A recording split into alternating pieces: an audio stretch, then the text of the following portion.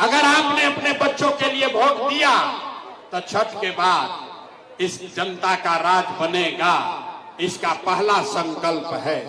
सबको याद कर लीजिए, इसका पहला संकल्प है, नाली गली बनो चाहे मत बनो, स्कूल अस्पताल जब सुधरी तब सुधरी, लेकिन साल भर के अंदर जितना आपके घर का सामान गया है बाहर मजदूरी करने, रोजी रोजगार के चक्कर में, जो बच्चे आपके पढ़ लिख कर बेरोजगार बैठे हैं, उसको सरकारी नौकरी मिले या ना मिले, लेकिन सभी के लिए, याद कर लो भाई, सभी के लिए कम से कम 10 से 12 हजार रुपया के रोजी रोजगार का व्यवस्था यही बिहार में करके दे दिया जाएगा।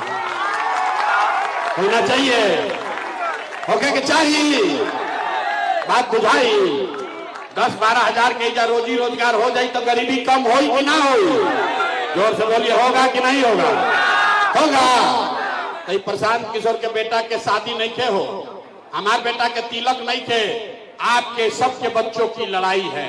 अगर ये बात समझ में आ गया तो अभी यहां से जाइएगा घर, तो अपने पति को, अपना बेटा को, भाई को, भतीजा को, गांव में दोस्त को, मित्र को बताना है, ए बचवा, ए बचवा, अब की हाली दिवाली या छठ में जब घरे आईब, याद कर लो भाई, ए बचवा, अब की हाली दिवाली या छठ में जब घरे आईब, तब फिर जीवन में कभी 10-12 हजार रुपया के नौकरी मजदूरी खाती अपन गांव बिहार छोड़कर बाहर ना जाए के पड़ी।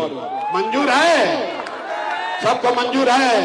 दूसरा संकल्प, जिसका उम्र 60 वर्ष से ज्यादा है, अब वो रोजी रोजगार मजदूरी नहीं कर सकता है। और नीतीश कुमार उसको अभी 20 वर्ष से 400 रुपया भीख दे रहे थे, 1100 रुपया किए हैं।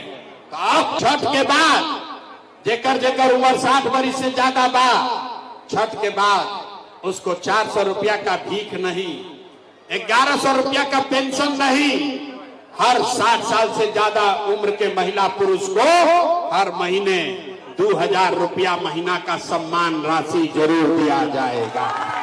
होकर के चाहिए, पास कीजिए प्रस्ताव, हाथ उठाकर होना चाहिए।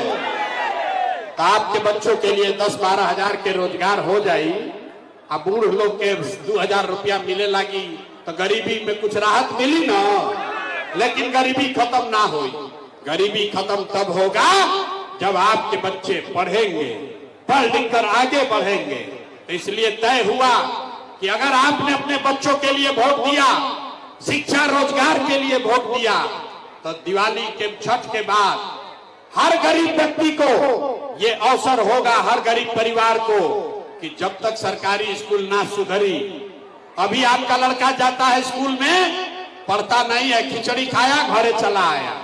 तो अभी तय हुआ कि छठ के बाद जब तक सरकारी स्कूल ना सुधरी, तो गरीब आदमी अपने बच्चे को आप प्राइवेट अंग्रेजी स्कूल में भेजिए, स्कूल भेजने का फीस और खर्चा सरकार की ओर से दिया जाएगा, ताकि गरीब से गरीब का बच्चा भी अंग्रेजी स्कूल में पढ़ सके।